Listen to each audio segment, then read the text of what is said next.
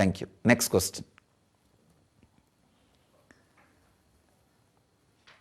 Do we evolve from life to life, or is each birth a separate incident? Oh. Surely, either we go up or go down from life to life. There is no such thing as a separate incident. Either you go up, more and more become conscious, or go down, more and more become unconscious. But in every life, something solid happens in you. Either becoming more conscious or becoming more unconscious. But something solid happens in you. Please understand, whatever you may be doing the whole day, either some joy or hurt will be in your background of the mind, unconsciously. Continuously it will be going on. It will be happening. But that is not what you are doing. Please understand, you may be doing something, but the underground, background of your mind, something will be going on.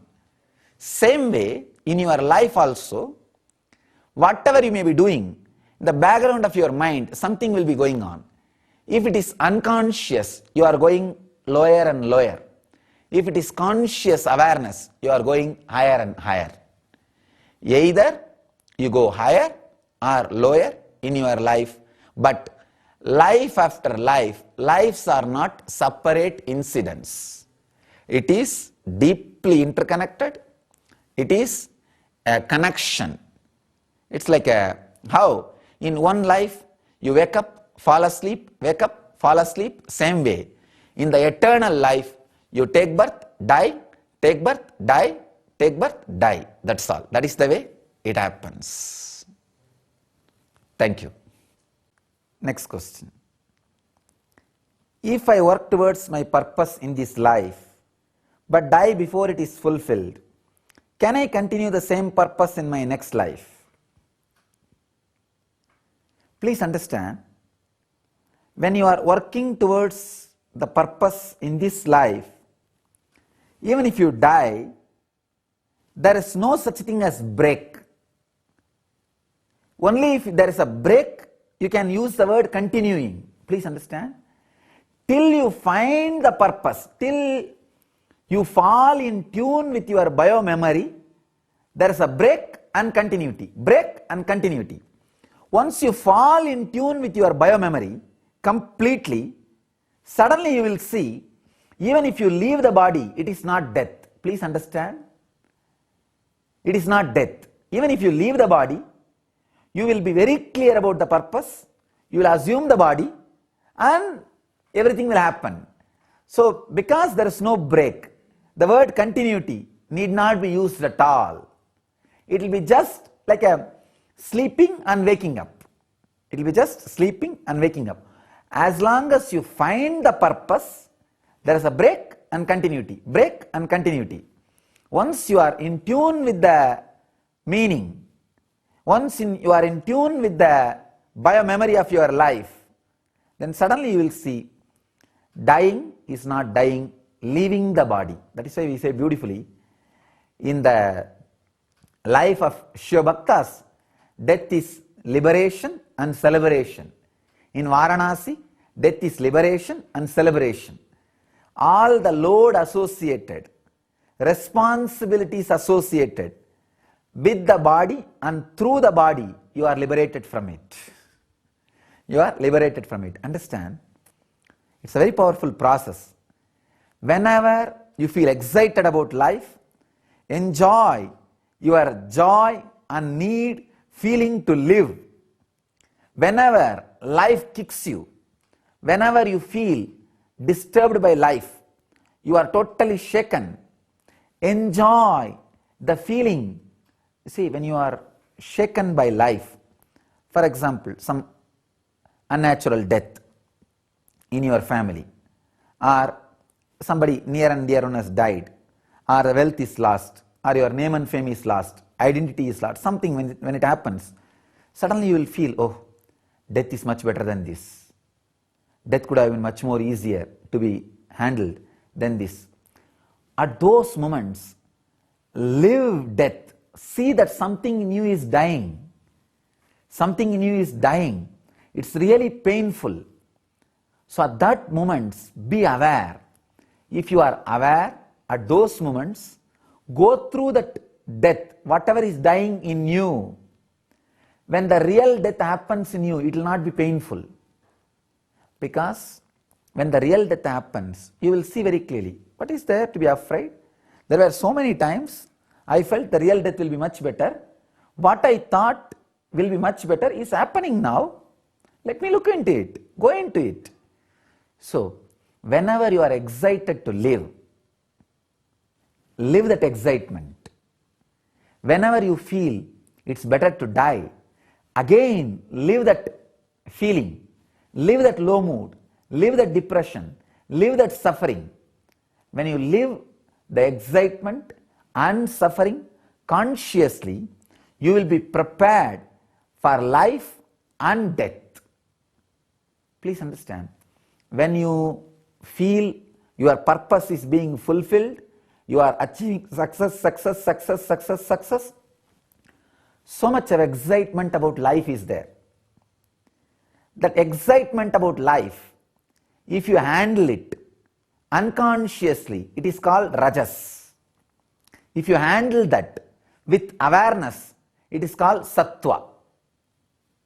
Same way, when you are suffering, the name and fame is lost, wealth is lost, somebody is dying, or your own disease, you feel death is much better.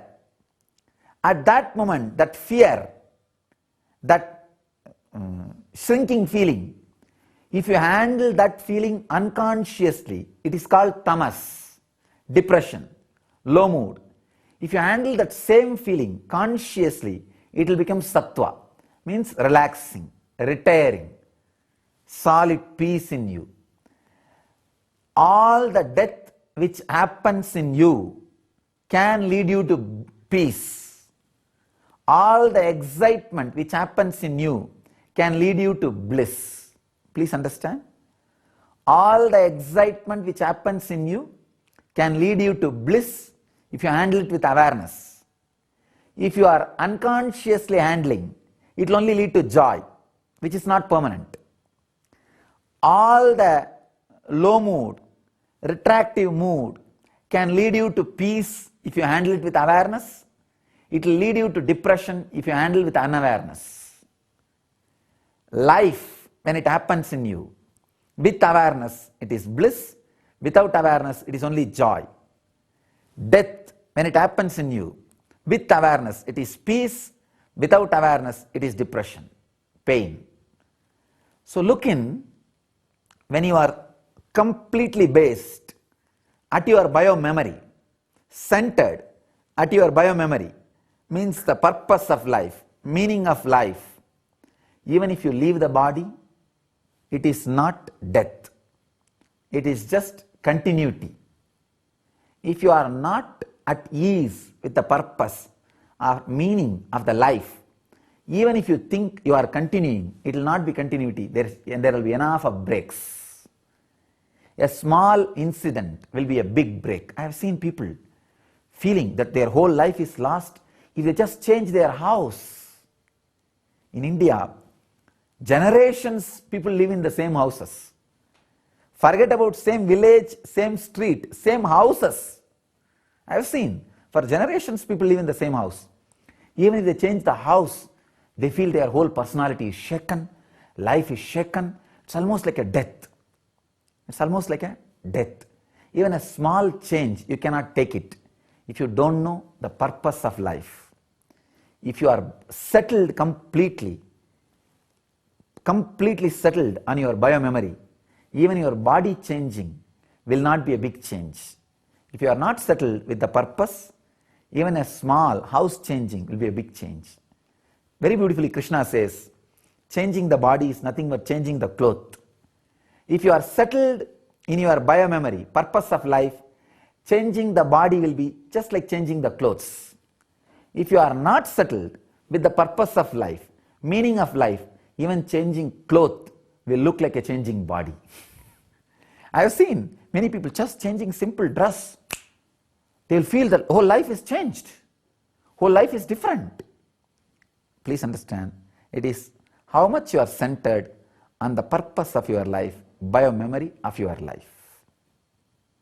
Next question. If two people are born at the same time, in the same circumstances, like twins, do they share a common purpose? No. Please understand, no. Two bodies enter the cosmos at the same time. That does not mean two of them carry same soul. No. It is different souls will be reflecting on two different bodies. So naturally, the purpose will be different. That is why twins, they live totally different life. Different kind of taste, different lifestyle. Everything is different. So, it is not true that they share a common purpose. Next question. I feel there is a larger purpose to my life than what I am living now, but I am unable to define what it is. This is the beautiful space you are in. Means the seed is about to open, but there is little insecurity. Will I become tree or will I die? This zone is what I call superactive brain. Please understand. Sometimes you will feel your brain is superactive. In so many zones it is working. But you do not know what is exactly the purpose. What is exactly the meaning. These superactive people are moving towards enlightenment.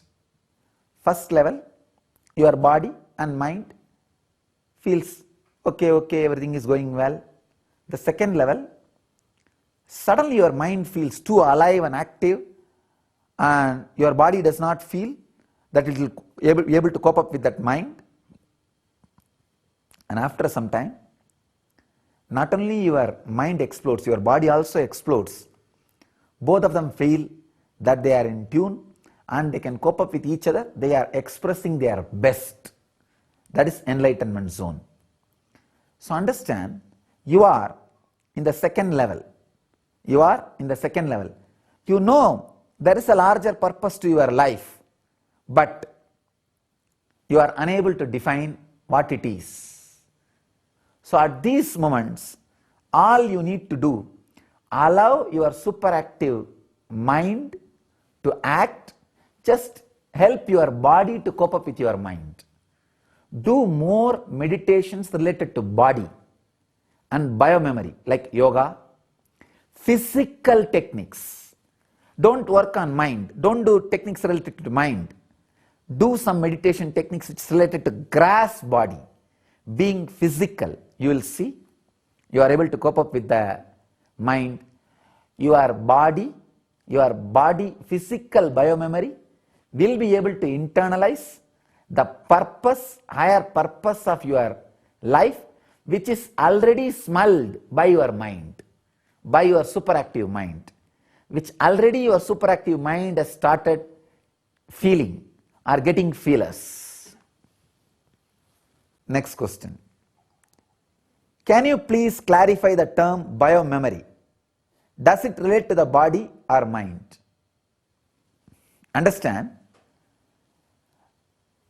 word biomemory relates to body and mind both. Bio relates to body, memory relates to mind. The mind which is rooted in your muscles, in your body. I can say there is a part of biomemory which is physical, there is a part of biomemory which is mental. The mental biomemory becomes physical with more and more action. The physical biomemory becomes mental the same way by more and more thinking. If the mental biomemory is repeated again and again through the physical activity, the body cooperates it, it becomes physical biomemory.